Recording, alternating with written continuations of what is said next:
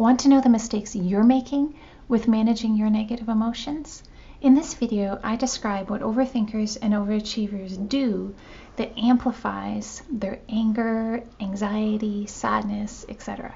Hi, I'm Kira, a registered psychotherapist who helps women who are overthinkers and overachievers manage their anxiety so they can do more of what matters to them. No one likes negative feeling emotions like sadness, anxiety, anger, shame. In fact, we try to push them away as quickly as possible, am I right? Have you ever seen those cheesy 1980s films where the actor gets stuck in quicksand? They're struggling and struggling, and the more they struggle, the deeper they sink in the quicksand. The way you survive quicksand is by lying flat and moving deliberately. The same approach applies to emotions. The more we struggle with our emotions, the more they tend to overwhelm us. Overthinkers and overachievers amp up their emotions in two very characteristic ways. If we can change these ways, our emotions will be far less painful to us. Number one, generally being mean to ourselves.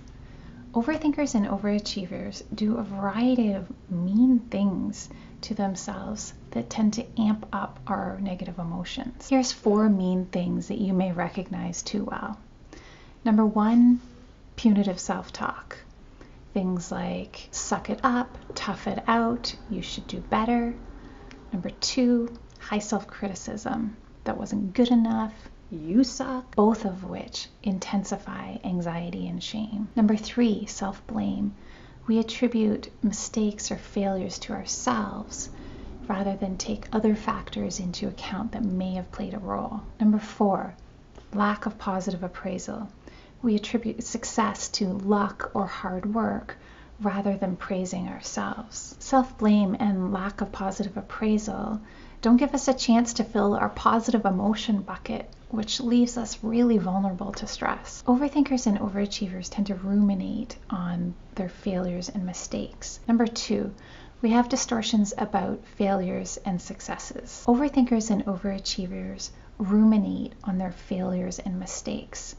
Ruminating looks like rehashing the failure story over and over. They also tend to magnify the perceived failure.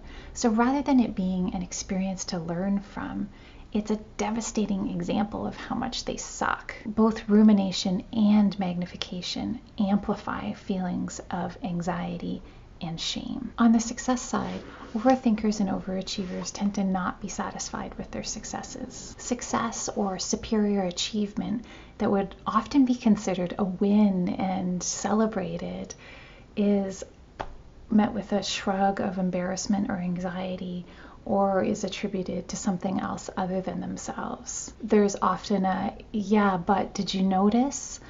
Or quickly we shift to the next goal that we need to meet. Going back to the quicksand metaphor, if we did make a mistake or fail, accepting the feeling of disappointment is the equivalent of lying on the quicksand. Think of all the energy you'd save and be able to use that towards what matters to you the most. Here's another video where I talk about managing negative feeling emotions arising from overthinking, so you're not stuck struggling in the quicksand. Let me know in the comments if you recognize how you amp up your negative feeling emotions.